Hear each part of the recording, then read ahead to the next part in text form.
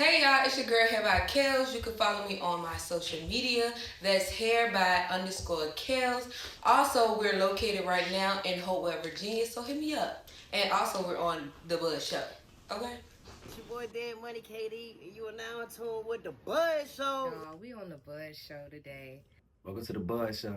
Here, hey, look, welcome to the Buzz Show. We here, man.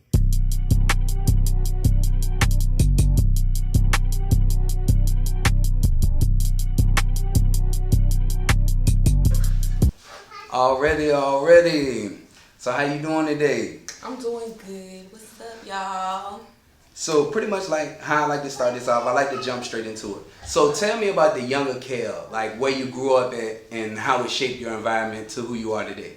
Okay, the younger Kel, well, I grew up in Wade, Virginia. It's like a small town, y'all. And I went to NB, Sussex.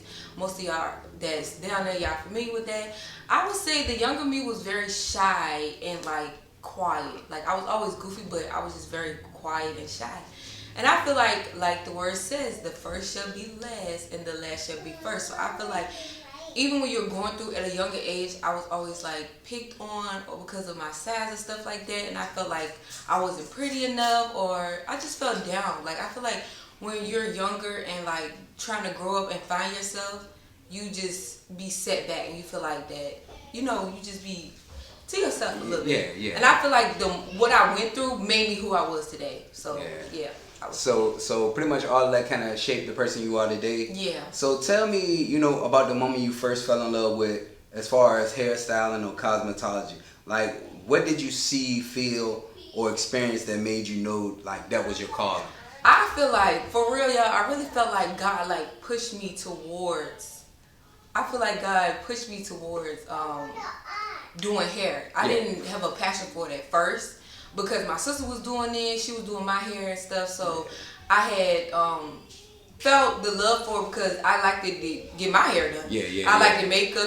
Girls like get their hair done, get their nails done, stuff like that. Yeah. But what made me like it is when I try to do it in school. Yeah. And, just to put on another class, something fun, playing with doll babies, all our life. So let's play with some hair. And my teacher, she saw something in me. She's always be like, Karen, you're going to do good. Like, you need to, like, keep focused on doing hair. And I'm like, no, I'm not going to do hair. And when I found out you can make money from it, I was like, okay, we making money from it. So I fell in love from my sister doing hair, my aunts doing hair. So I fell in love like that, being around it. So pretty much a lot of the females in your life kind of established that in you as far as doing hair. Yes. So around what year did you start taking cosmetology to kind of... I started taking cosmetology my eighth grade year. Yep. As soon as I got in high school, I started taking cosmetology school. Oh, and pretty much what is it, a 2-year class, 4-year class, or? I believe it's a 3-year class. Okay. Yep. And right after that, that's when you kind of dove head first into doing hair for, financial gain. Yes. Oh, okay. So, like, as far as who was the first person in your life who kind of nurtured your creativity, and how does, their influence still show up in your work today? My sister. Yeah. Y'all know her, okay? Yeah. Kate Mills. She really like helped me, help me with the business part too, because she did it before me. So I basically followed her footsteps, and she showed me how the game was. Like, okay, this how many clients you could set like this, get you a Booksy account, okay, get you a separate personal account, and then you get a business account. So she showed me, and I seen how she did business, and like she just taught me like the ins and outs, and like what not to do and what to do. So I would say my sister. Yeah, so she's one of the kind of like the main influential features. Yes. Okay. And it's Kate Mills, correct? Yep. Already. So, like, when you was growing up, like, what was like your religious or spiritual environment like, and how did it shape you as a woman today? Jesus Christ. Okay, had to say that because everybody say God, but we talk about Jesus Christ. I would say Jesus Christ. And growing up in church and stuff, you have to keep God in your business or anything. I would say. I don't know about anybody else, but I keep God in everything I do, and it prospers. I feel like when you sow good seeds, it will give it back. I'm all about the word, so putting God in everything you do is gonna prosper. So that kind of been the forefront of your, of your life growing up, keeping Jesus first, Yep. your career, family, and however, what do you choose? Yeah. Okay. So when it comes to spirituality, like describe a moment in your life where, your faith was tested and what happened and how did you push through as far as being in the hair business. I would say when I had $0 in my bank account. Yeah. Let's keep that real, because it's a difference between being 95 broke and being entrepreneur broke. Yeah. Like when you're entrepreneur broke, you can't just I'm gonna wait till Friday to get paid. Yeah. No, you got to hustle and get that money. I had a point in my life where I had $0 in my bank account, and I didn't know how I was gonna pay the mortgage, my shop rent, or anything, and I had to put all my faith in God. Yeah. And He made a way. So I feel like that was the most scariest part, when I couldn't call nobody or depend on nobody. God had to put me where I had to depend on Him, and that's just it. Yeah, kind of push you. Yeah. Yeah. So now that you're in a better situation than you was previously, like what advice will you give your younger self about following, your dreams while staying grounded in the values and beliefs that you have? I would tell my younger self to keep going and don't be afraid to be your unique self. Because a lot of times this generation is very influenced, like, oh, I want to do what she doing, I want to do what they doing. But what you do may be what other people probably, alike. Because we all influence each other, even though if you like it or not. Somebody's influenced by somebody. But I feel like if you stay true to yourself and, your creativity might be the next new thing, the next trendy thing. So do you see yourself being caught up as far as being in social media consistently? Yes, because I feel like everybody's on social media now. So you have to influence people. You gotta make content. You gotta do reels. You gotta stay in the camera because people gotta know who you are. You know what I'm saying? Yeah. It's not the same as walking in anymore. People like, okay, let me see her work. It's not. It can be word of mouth, but everybody's on social media. They want to be TikTok famous, Instagram famous. Facebook famous. It's a lot of influence on social media. So I say keep doing content, post, do video, interview. Yeah. So pretty much promoting yourself. Yeah. And have you ever kind of lost yourself, or being split between, or being split between social media and family life? Like how do you separate the social media life from your family and personal life?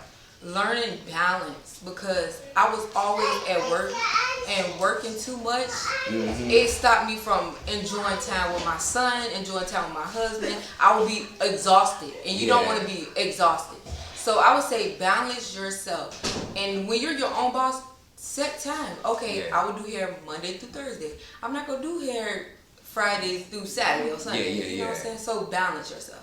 Don't try to overdo it. Yeah. So has it been a time where the money been so good and you like, oh, I gotta need that? the money be money, Hey, when you working for yourself, it's like you being a hustler, a hustler. Like I feel like if you start a business, you just gotta have that hustle in you. That's with anything. Like you gotta sell your stuff, like what they say, like the crack in the 80s. Like you have to push your stuff, because nobody gonna push your stuff like how you push your stuff. You gotta wear your brand, you gotta promote your brand yourself, or you could also do brand ambassadors. Pay people or give gifts for free to people to promote your stuff. Just keep it in people's eyes. So as far as your whole career, as far as doing cosmetology, was there ever a setback early in your career that made you question everything? Walk me through the emotions that you had at that moment. I would say when I tried to find a place to do my business, because I was doing hair at my sister's salon, and then I started doing hair at my house, and I was trying to get people out of my house, because I'm like, okay, when I'm at work, I'm at work. I don't want to have work at home. Do you feel what I'm saying? So I was doing hair at home, trying to find out where I was going to find a building, and then I didn't have the money, so I'm like, how am I going to get the money? But it's all about faith, believing in God. So I was trusting God, okay, so I'm just looking for a building. I started looking for buildings, saving money, and boom, we here. Facts, We facts. And how long have you been at this location? This is my first year, and I'm on the way to. It'll be my second year next August. So yeah, so I've been here a year. So we're doing pretty good. And as far as it comes to, you know, your craft, I know you have also another side. Mm-hmm. So how has, you know, being a wife changed the way you approach business, ambition, and as far as your personal goals? I would say don't mix the two, because sometimes I be like, I try to like cram everything in, like even with my clients, I had to make time, like, you know how you schedule breaks, but I used to be like, okay, I'm gonna get a client, because the money be so good, client, then I be like, okay, I'm just gonna give, everything needs its quality time, you know what I'm saying? So I had time, like I'll rush, like, okay, babe, we gonna go out eat, and then hurry up, go home, then hurry up, go to work. No, everybody need personal time, like work, okay, I have time for my clients, okay, boom.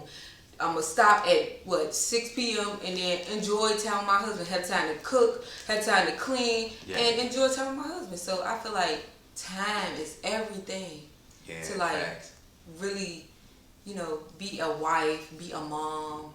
So time, I say time. So how do you manage that now that you have a little bit more experience in what you do? How do I manage that now? Or it's still kind of like I'm working things out? No, it's better because I took more time off. So I don't do hair Wednesday through Saturday. I'm off Monday and Tuesday. So I have time to be a wife, a mom, you know what I'm saying? And a girlfriend. You know, you gotta keep it spicy sometimes. So yeah. Facts. So, like, describe, you know, a time where the pressure of marriage and entrepreneurship collided. What was that moment like emotionally? Like, when the pressure of having to do all these clients, then the pressure of home, of being a wife, a mother, like, when was the time when all of that kind of collided and you was like, all right, I'm done? Yes, when it got overwhelming where I was more here. Yeah. Like I was more here and I wasn't more at home. So when I got home, I was exhausted. Yeah. So when my husband needed me or my son needed me, my kids needed me, I didn't have the energy, and it makes you depressed because everybody needs you. Your clients need you. Your husband needs you. Yeah. Babe, Kel, I need this. I need this. So you get exhausted to the point that I did get into depression. Like I'm snapping on everybody. Like I don't want to do hair no more. Like it's too much. It can get overwhelming, and that part it put like a toll on my marriage a little bit. Yeah. Cause I didn't have time for my husband or. When I did come home, I'm exhausted. I don't want no love. I don't want no kids. You get the kids. You know what I'm saying? I ain't got time. I ain't cleaning. You clean. Like, but I'm like, hold on. You still a wife. You still a mom. And that's when I was like, okay, some got to shake. Like I have to put that balance, or I have to. You know, they say you have to love yourself before you could love somebody else. So if I'm not taking time for myself, or you know what I'm saying, like okay, get my hair done, get my nails done, feeling good in the inside, I can't love somebody else. I show up for you halfway if I can't show up for myself. You know what I'm saying? So I feel like I was in a place where I just gave up, and I talked to my mom, and she used to always be like, you have to take time out for yourself. Yeah. So I took time out, and now we doing good. Everything's straight. Yeah. See now that's good to hear. So like, as a mother, what's one day you'll never forget where you felt overwhelmed but still pushed through it? I would say when Jai was sick, and like I'm still learning, you know, the mom thing, but I feel like when Jai was sick, I was like, I didn't know what to do because he was my firstborn. Yeah. And I couldn't, like, I'm the mama. I'm calling my mama. Like, Mom, what's wrong with him? Because I'm getting off work, I'm tired, and Jai's sick, and I didn't know what was wrong because my son, he's very active. Yeah. So when he's not active, he's sick, he coughs. So I'm like, okay, I don't know what to do. They like, he had virus A and B. I'm like, what is that? Yeah. And I'm still trying to be a mom. And then like, I just was like, I stopped everything. Yeah. To like figure out, okay, I'm gonna make sure my child good. You know what I'm saying? Facts. Everybody else going to wait. Yeah, cause like at the end of the day, it's no handbook for being a Yeah. parent. So I want you to tell me more about as far as your business aspect. Like when you're doing your clients, tell me about a client who changed your perception on people or your profession. Oh, I would say what would I say? Because I have so many clients and they all just so sweet. Like, okay, one client, I had did her hair for her wedding. Yeah. And I think it was her first wig. And she was nervous. She never had it, but she was nervous. But she seen my work and she really liked it. Yeah. And I think when I see my client cry over my work, it was like, okay, like I'm touching people's lives. Like, you know what I'm saying? This is more emotional. Like people really, when they feel good, when they look good, they really feel good. And her crying made me feel like, okay, this is something like that can help people too. Yeah. Also make people feel good about themselves. Cause you ever heard about people say, I'm hair depressed? Yeah. That's a real thing for girls though. For real? Yes. Hair depressed? Like you being hair depressed, like I'm depressed, I ain't got my hair done, my nails done. You will be depressed, be stressed out. That's a thing? Yes. It's a thing. When you don't got yourself together, it's a thing. So during that moment when you seen her start crying, like what was going through your mind at that moment? I thought that I messed up. Yeah. That's what I thought. I said, okay, this is her day, like I messed up, but she was just like, I look and feel so beautiful. Mm-hmm. And that was like shocking to me. I'm like, I ain't do no but your hair. But when you look good, you really feel good. It's like you get a whole different vibe. Especially from a woman. Yeah. My hair ain't nothing, get out the way. I'm bad. So hair is that it's serious? Our crown. Like I call my hair brand Custom Crowns. It's our crown. Like facts. So like talk about, a time, one of your services didn't go as planned. Like how did you handle it? We was on live, baby. For real? Me and my sister. What? You gonna do what? Yes, me and Julie, we don't laugh. We what? What you gonna do? Oh, okay. So you messed up a client's hair, or it didn't turn out, I guess, how they wanted? Only the real OGs remember that, but I was never perfect, so I never did good hair all the time because I was just starting or whatever. I was in high school just starting hair, but the hair was good. She just left it in too long and it started matting. What's that? When the hair get knotty and it started locking. Oh, like dreads? Yeah, like it started locking. If you don't detangle your hair, it will lock up on you.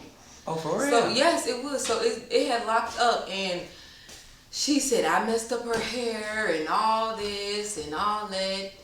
And I asked to come, let me help you take it out. She didn't. She let somebody else take it out, and she said, how you let somebody else take it out? And you know what I'm saying? The hair was locked up and stuff like that. I'm like, you kept your hair in long. You know what I'm saying? Like how long do you typically have to a sewing can last up to 2 months, but it can go longer. But with the proper care, you know what I'm saying? You gotta wash it too. like you let it, just sit on top in there. No ma'am. Yes, we got real ghetto and ratchet on live. Yes. Dang. But I'm not even that type of person. But it was bad. Yeah. Only my real OGs, like the day ones, remember that. The crazy thing is, cause I wanna hear more about it. Like, oh God! Like this going on Facebook. It don't matter, but come on. Go ahead. So, like, when you have times like that, what is your go-to plan when you have a client that didn't have a good experience or it didn't turn out the way that they wanted it? Like, I'm the type of person, if I mess it up, I'm gonna clean it up. So I always ask my client, do you want me to fix it or anything? So I'm all about cleaning up my mess. Yeah. So if I mess it up, I fix it, give you a discount, or what can I do to, prevent it from happening next time. Yeah. So like, how do you set boundaries with clients, without feeling guilty? Like, share an example. My clients are my babies. They don't know boundaries. They don't know boundaries. Like, I don't know. But they don't play by me, though. But most of my OG clients, they don't know boundaries. So that's what my husband be saying sometimes. Y'all, I'm telling my husband. But he want me to set boundaries. And I try, but I don't know. They spoiled. Yeah, because I guess it's the type of relationship when you doing somebody's hair for long 4 or 5 days. hours. Like some of them graduated, Yeah. some of them married now. Like it's crazy. Yeah. So what was the longest hairstyle that you've ever done? Like, what was the longest and most difficult hairstyle that you ever done? When I used to do braids before I started doing weaves and stuff. So Yeah. I used to do. I was known for my what's they called? Faux locks. Fox locks. Fox. So I was known for doing them back like when I was in high school and stuff. But Yeah. they took forever. Like braids, they do stand on your feet. It take forever, Yeah. and then twisting all day. So it's pretty much like what, you crocheting hair in, or like You crochet hair and you braiding the hair, you parting the hair, and then you wrapping the hair and gluing the ends. So I did. This is an off-topic question because I just thought of it. What? Like, you remember when the girls used to wear like, it used to be like plaits or braids, but it used to be like 1,000 of them. Oh, And you talking about micro braids? Is it micro braids? Them the tiny things with the Yeah, little and curl they used in? to pull on the girl's scalp. I remember Oh when my I used to God, be you in talking high about school. they be real tiny. Yeah, them micro braids. Like so like. I ain't never did them. Yeah, And no, won't never okay, do 'em. okay. No sir. They seem like they take long, but the Africans, y'all, they Jamaicans and stuff. Yeah, because I know when I was growing up, I know I'm a little bit older than you, but when I was growing up, I know the girls used to sit in the chair for hours. Yes. Yeah. They last a long time though. Yeah. So if you happen to do a client like that, say just random out of the blue, a client comes in and like, all right, Kaya, I want you to do me some micro braids. It would never happen. I got braids here. You could go ahead and get one of them. So how much would micro braids cost now? Like, I don't even know. yeah. Cause braids, I don't know. Yeah. I think the smaller it is, the more it is. Yeah, But yeah. It's a lot. So, like, as far as, managing family time, personal time for yourself, and, your business, when did you experience true burnout, like, for the first time? Oh. And, like, what led up to it? It was last year. I did 15 heads on Thanksgiving Day. No, yeah, Thanksgiving Day and Thanksgiving. So I was here until 5 o'clock in the morning because I did a special and I said, I'm taking walk-ins. I'm talking about the whole shop taking walk-ins, but I ended up getting 15 heads and it was a lot. 15. And I didn't leave until 5 o'clock in the morning and still had to cook. I was burnt out. Yeah, and prepare everything for your family. Yep. Like, so was it like quick hairstyles? Like, No. boom, boom, like all of them was like... It was ponytails, it was sew-ins, it was wigs, glue-ins, it was everything. So do you have, like, as far as where you at now, do you have like a manager or assistant to kind of help you, weave out the... I did have an assistant. I loved her down bad. Yeah. But they burnt her out. Yeah, damn. Because it was a lot. Because she was People doing my coming online order. She was washing wigs for me. She was going to the store. And she was in school too. Oh, yeah. So it was burning her out. My clientele, then she was answering my calls too. So it had burnt her out too. So it was hard for me. So I wouldn't even blame it. It was hard for somebody else. Yeah, so, and all that happened pretty much, like you said, last year. Yes, I had assistant, everything. Yes. And they didn't burn the assistant out. That's why I say I learned balance. I need another one. Yes.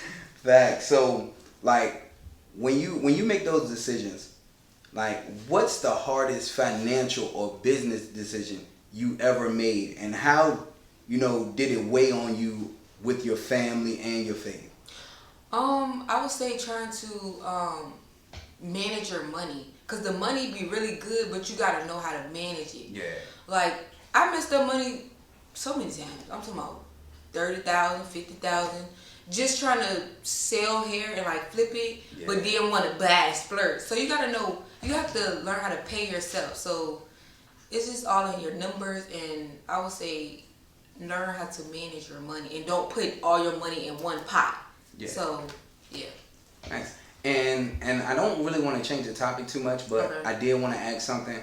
I know that you had, as far as, a singing career. Yeah. How has that, kind of incorporated itself as far as, your family life and your business? Do you still do it? Do you decide to put it on the back burner for a little while, or how do you kind of manage it? And it's funny because singing is my passion, and I was signed to a label, and then I stopped. Yeah.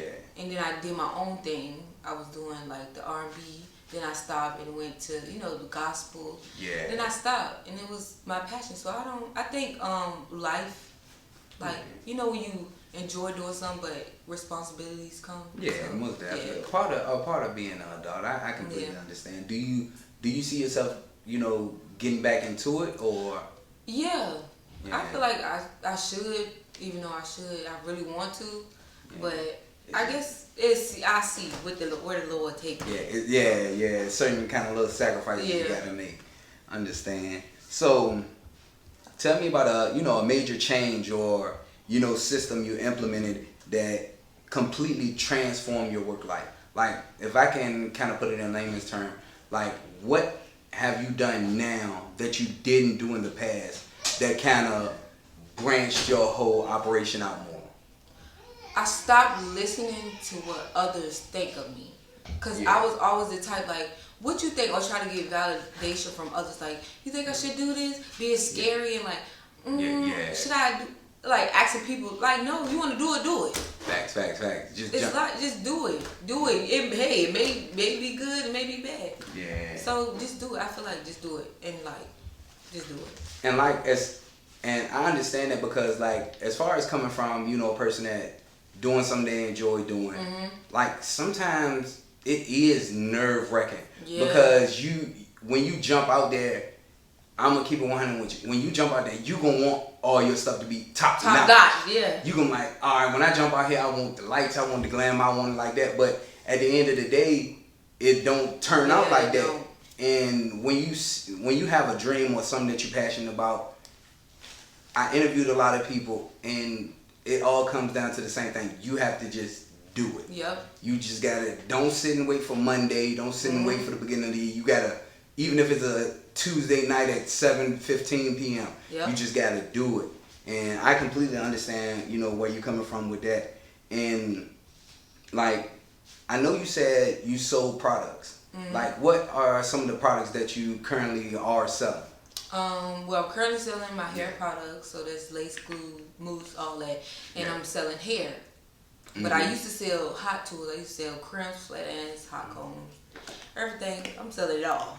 I'm the hair store. I'm the hair store. At the middleman now.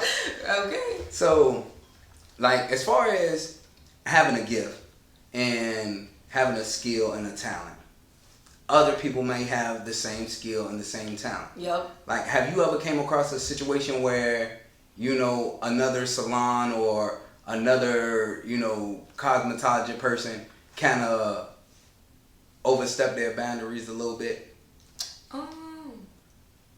Not really. Not really. But I will say to people out there, don't be intimidated by people. Yeah. Even if you just start and you see somebody else's business go, psh, no, don't feel like that. I feel like it's about 30 McDonald's right here, 30 Wendy's. Everybody can't please everybody. McDonald's can't hear everybody. Look, you know what? It's a line wrap. What we do? I'm gonna go Wendy's. McDonald's got the line wrap. I'm gonna go to Wendy's. Okay, I might like Wendy's. Wendy's chicken nuggets better than McDonald's chicken nuggets. It's just your clientele. It's who you. Everybody have their own clientele. So. Yeah. Cause the reason I asked that question is because, as far as being an artist, you are an artist. You style and do hair, stuff like that. It is like a competition because at the everybody doing it. Yeah, because at the end of the day, you do hair, they do hair, whoever does hair, they still want to be known as the best because you're an artist. You're steady trying to perfect your craft. Yep. So when it comes to other artists, like, have you ever had a situation where you've seen their client having like they ain't doing it like how you doing it, Kale, or one of your clients go to somebody else like how we call them the chair hoppers. Okay. Yeah, we have them. We have the chair hoppers. I have people. I don't really talk about stylists because basically people gonna sit in your chair and talk about you and then talk about the other person. We call them chair hoppers. So you just gotta like play it cool, cause people gonna go to whoever they go to, and that's just that. Yeah. But staying true to yourself, and you know you popping it, just keep popping it, cause they gonna mess with you or they ain't. So yeah.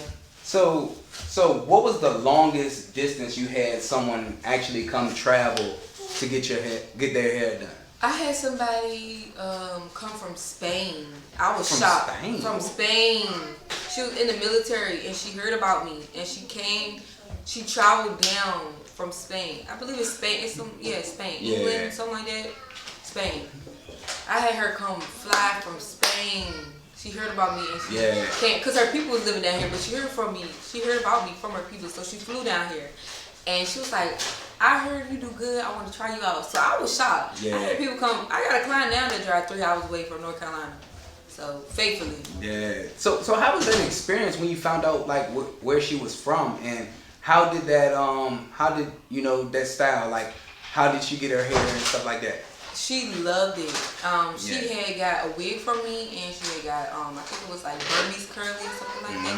And she really loved it, and she still come back to this day. I think she moved back down here though. So yeah. So like, what's a modern challenge of the beauty industry that kind of frustrates you the most? Like, is it social media, or is it trend expectations? It's like, the trends. Yeah. Because you got to stay with the trend. And sometimes it's like, we just got to know this trend. Yeah, you know what I'm saying? Now we with the like, even though sometimes the trends do be easy, but sometimes it just be like, dang, we just got over, the knotless now. Everybody doing, the Alicia, what's this? What's that? Alicia Keys, Alicia Keys, Cassie, something, yeah. The Cassie style, like, you know what I'm saying? It's always, you got to stay with the trend. Like, it always switch up. Yeah. So, yeah. Like, and this question, this is a random question that I want to ask you. Like, say it's different doing hair back then than how it is now. Like, could you see yourself going back like to the 80s and 90s and doing those hard wigs where sometimes like they have like a little pineapple or stuff? Oh yeah, I liked it, them stuff. They still try to do them like for like music videos and stuff like that. Yeah. But I would say I wouldn't go back to the money back then, because they was doing stuff like that for like $50. Yeah. And when you do it now, you like, hold on, grandma really was doing the hair, because like this take about an hour to do. Like, I don't know. Like have you seen? Do you remember that movie? I don't know if you remember, but do you remember that movie? Baps. Yes. Them hairstyles. Yeah. Oh my God. Could right now you can do that? Yes. I used to do. When I was in cosmetology school, I went to the fantasy contest and I won first place, and we had to do like a style like that. For and real? I made like a cotton candy wrap or something. I put real cotton candy in the hair. It was like a Tri-City hair show, and I won first place. It's still in my teacher classroom. So how? Like I didn't know I was gonna win first place, but out of all the schools, I won first place. Like, so those are like serious competitions. Yeah, they don't be playing about them crazy hairstyles. Do you see yourself, going into another competition? I would like that, because it just that timer, and then that the judges just watching you. It challenged your instinct, and it challenged your like creativity, because you was like, okay, and you never know until like you get in that position. Like what's the rules and the regulation? Like, is it a certain time limit that you have to do the hairstyle? Like that? I think they gave us an hour to do the hairstyle. An hour? Yes, and you had to come up. It had to be very creative, like fantasy, like anything you could think of. One girl, I thought she was gonna win because she made a hair out of bird nest. She had little eggs in there and everything. For real. But my little cotton candy French roll ate her up. Yeah. Yep. So like, if you can remove like one of the stresses from your business, tomorrow, what would it be and why? I would say the paperwork, like having to renew your LLC, doing like your taxes. I would say if somebody can help me, well, I do have help, but I don't like doing it, like keeping up with it. Yeah, facts. The paperwork. I ain't gonna lie, trying to take care of doing inspections and make sure this good, make sure this, you know what I'm saying? Like, keeping it running. Because if I can just sit on the couch but you still gotta be the boss. You still gotta, okay, this is, you gotta restock on paper towels. You gotta, Yeah, cause I completely understand. Cause I had a phone call with my I guess what is it? A tax? Oh my God. The tax dude. Yeah. Man. I don't like talking to him. Yes, because it's like Text, email. I'll get back to you. You know, you can put this and get this as a tax write-off. I'm like, man. Yes, I just started doing the keeping the receipts. It's just keeping the receipts. It's so much work, It man. is. But I want to kind of dig more back into the singing aspect of you. Mm-hmm. Like, tell me about the moment music first became a part of your life. And is there a song or a memory that, you know, still brings you back to that day? When I first started singing, I was crying at my grandma's church in Wakefield. They made me sing, and I wanted to sing. That's the crazy thing about it. But I was crying, and I was so nervous, and that pushed me to say. Because when people say, "Oh, you can sing," you don't know you can sing. You just singing. But when people like, "You can really sing," you got a gift. And I just started from there, and then, like I said, I see my aunts and them sing in the choir. My cousin, that made me want to sing. And then I knew how to sing, so it's just been from there. So who's one of the first first people that kind of pushed you to go out there and sing? It was my cousin Michael and my cousin Queese. So they was the first people that was singing, you know, and we used to sing at my grandma's house all the time. They'd be like, "Queese, you want Kellz sing for grandma?" and all that. So we used to always sing. Then my sisters and them. Used to be making up little choirs and stuff at the apartment. So I used to watch them. They ain't want me in their little choir. But now I'm singing. Yeah. So, like, how does your faith and your spirituality kind of influence your music? Like, have you ever written or sung from, something from a place of worship or reflection? Yep. When I couldn't see myself out, and like I always write about what I'm going through. Yeah. It's like basically like a diary. So whatever I was thinking, I made it to a song, and just worshiping and like singing to God, basically. Even when I'm getting my heart broken and singing R&B or something, I just make it into reality. Like, I don't know, it's just like writing. Yeah, cause I know you had made a song. It was a while ago. What was it? Do You Mind? Yes. Yeah, it was like about my man. Yeah. So how did that video come together? I think one of my sister's homegirls, they was like, "Oh yeah, I know somebody that they heard me sing." It was like, "You need to start doing music," and I'm like, how do I get it started? It was like, so she found somebody that did engineering, and his name Ken. Make sure y'all shout him out, Ken. He does really good engineering. We was in I think I met him when he was doing it in his garage. Yeah. And he was like, "Just make up something." I was like, "Okay." So my husband there, so we just listened to a beat. We kept listening to a beat, and I'm just running around. So I'm like, "Okay, I'm just gonna make a little song about my man," because we was boyfriend and girlfriend when I started doing in the studio and stuff. So I just started writing stuff how we first met. So. Okay. Like that. And it turned out good. Yes, we did. Them was on that jet. If you was to happen to release a project today, like what would be the emotion or life experience behind it? Ooh, if I could make a song, I would write it to myself. Yeah. So it would be to my younger self, and I would name it "If You Would Have Known." So, if you would have known. Yeah. And what would be the premise behind that title? Basically, like, when people say, "What would you tell your younger self?" Mm-hmm. Like, I would tell my younger self, like, if you would have known that you would have a house with a white fence, 2 kids, a girl and a boy, a husband, a business. Like, if you would have known, you know what I'm saying? Yeah. Would you still keep, going? Would you not close yourself off? You know what I'm saying? To people, would you not be depressed? So I feel like if you would have known. So I might write that down though. Yeah, I might have to. I might have to do that, bud. Yeah, okay, the little show, okay, pulling something out. See, I might have to do that. And I just recently known that you had a daughter. Mm-hmm. So what was that like introducing another female into your family? Oh my God, I always wanted a girl, and I didn't think I was gonna have one because I had ended up having a miscarriage before her. So I thought it was just done. I was just gonna be the boy. It was gonna be smelling like corn chips and feet in my house. But now that I have a daughter, it makes me want to be more softer like be more girlier. Cause I could be a little rough sometimes, but it makes me want to be more softer and like I don't know, like be real calm. Yeah, cause the aspect of how it is when you have kids.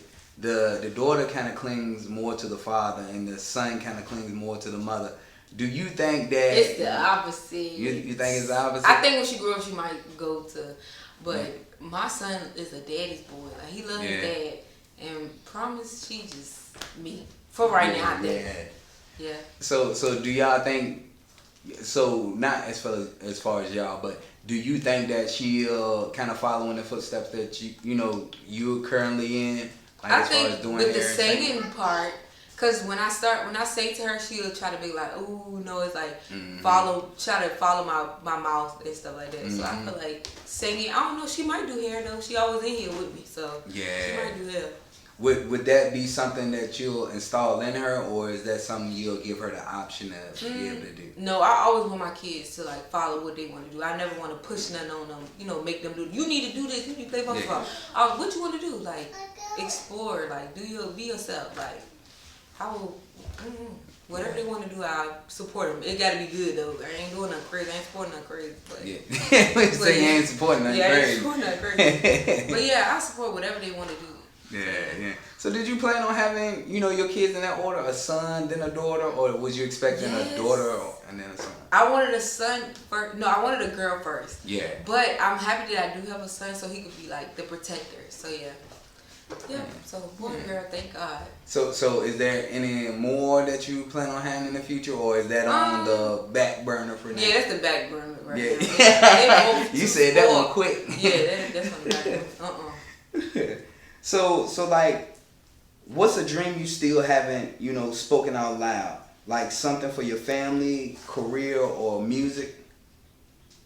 I haven't spoken out loud. I want my dream car and I want my dream home. So I would say G-Wagon, and I want a upstairs, downstairs closet. So yeah, I want another bigger house. So yeah. Okay. And I look at life as, we used to play Monopoly when we was kids. Yeah. So you know how you get all the properties? I want to do that in real life. I want this property. I think that might be against the law. You can't have everything. I mean, not everything, but you know what I'm saying?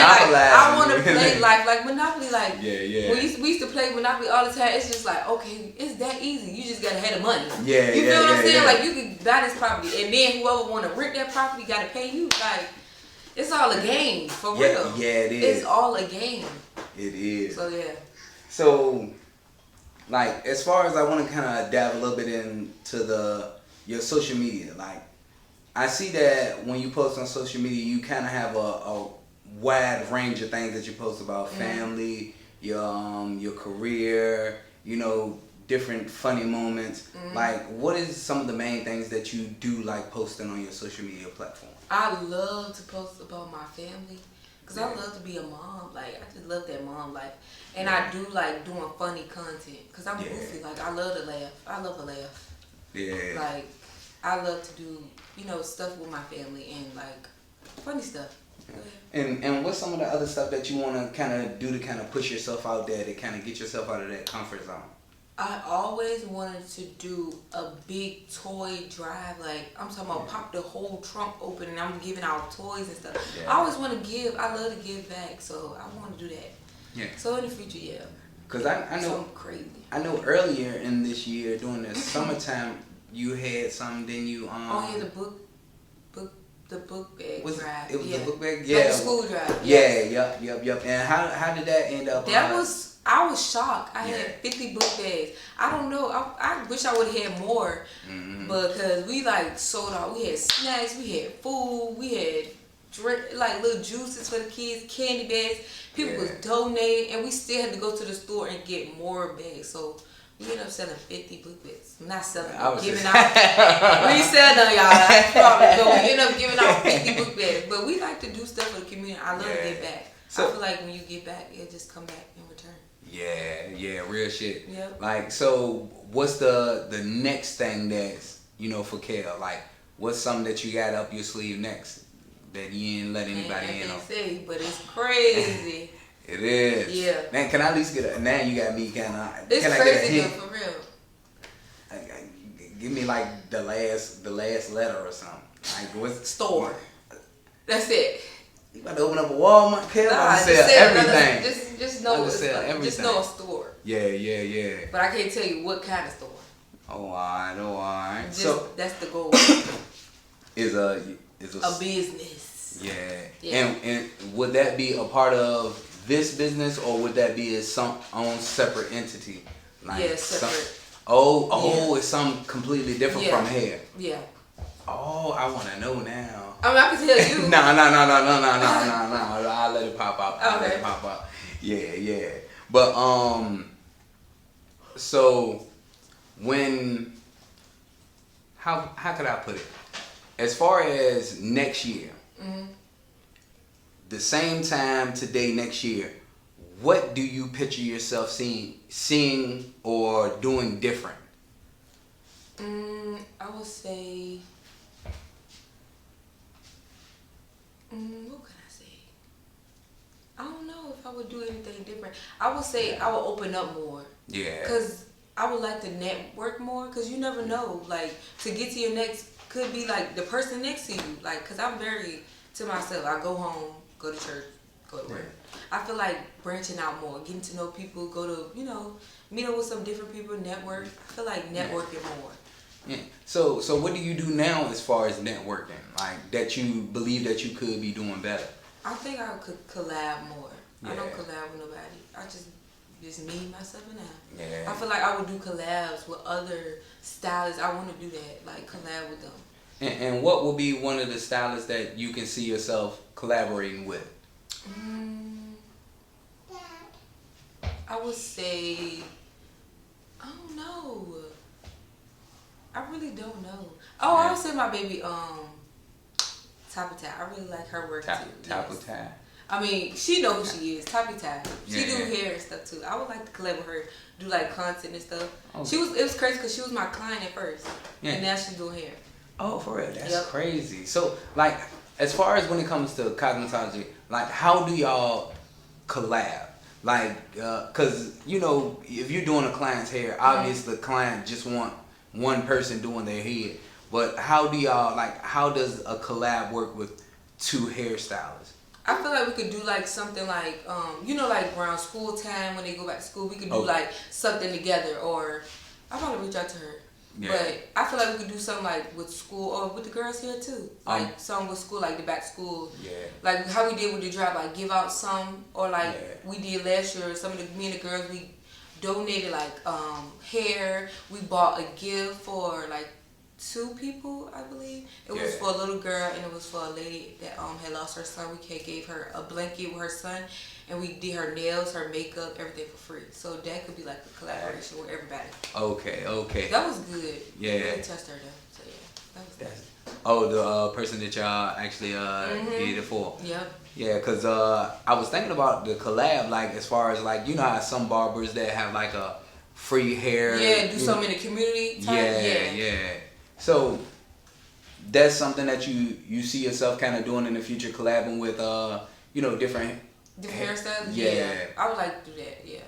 So, like, if your clients, fans, children, and future generation could hold on to one message from you, like, what would you want your legacy to say? I would say stay true to yourself. Because who could be you better than you? So yeah, stay true to yourself. Already. So I appreciate having you on here today. Yes, already. And tell the people where they can find you at, how they can find your shop, and Okay, so y'all can find me at Hair By _Kellz. That's on Instagram. If y'all on Facebook, you can find me at Raquel Ross Falk, okay? And right now we're located in Hopewell, Virginia. That's 304 2nd Avenue. Thanks.